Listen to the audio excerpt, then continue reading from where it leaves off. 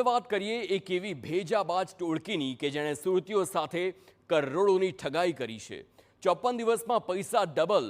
જો કોઈ આવી લોભામણી લાલચ આપને આપે તો ચેતી જજો, નહીં તો છેતરાઈ જશો, કારણ કે આવી જ લાલચ આપી સુરતીઓને છેતરનાર ગેંગનો પર્દાફાશ થયો છે। ભેજાબાજો મંજૂરી વગર બીજી વેલ્થ શેરિંગના નામે કંપની ચલાવી સુરતના લોકો સાથે કરોડોની ઠગાઈ કરી ચૂક્યા છે।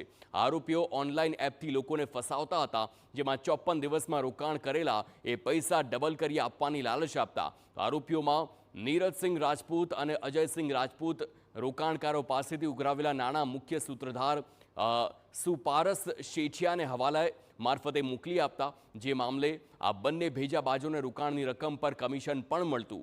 જો કે સાયબર ક્રાઇમ સેલે મલ્ટી લેવલ માર્કેટિંગ અને ફેક ટ્રેડિંગ કૌભાંડનો પર્દાફાશ કર્યો। આ સમગ્ર કૌભાંડમાં બે આરોપી નીરજસિંહ રાજપૂત અને અજયસિંહ રાજપૂતની ધરપકડ કરાઈ। સાથે જ આ સમગ્ર નેટવર્કમાં બે આરોપી અલાઉદ્દીન અને ઇમરાન વોરાના નામ પણ સામે આવ્યા છે। જો કે મુખ્ય સૂત્રધાર આરોપી સુપારસ શેઠિયાને પકડવા કવાયત પણ હાથ ધરી છે અને સાયબર ક્રાઇમ સેલે લોકોને આવી લાલચમાં ન ફસાવવા અપીલ પણ કરી છે। એક બીજી વેલ્થ શેરિંગ નામની કંપની ચલાવે છે અને આ કંપનીમાં એ લોકો DSG એક્સચેન્જ જે ઇન્ડિયામાં RBI દ્વારા ઓથોરાઇઝડ કે સેબી દ્વારા ઓથોરાઇઝ નથી એવી એક સ્ટોક એક્સચેન્જ કે ક્રિપ્ટો એક્સચેન્જ નામની એક એ લોકો ખોટી લિંક બનાવીને જે ઇન્વેસ્ટર્સ છે એમની પાસેથી રોકાણ કરાવે છે। જ્યારે રેડ કરી ત્યારે 25 કસ્ટમર્સ ત્યાં હાજર હતા।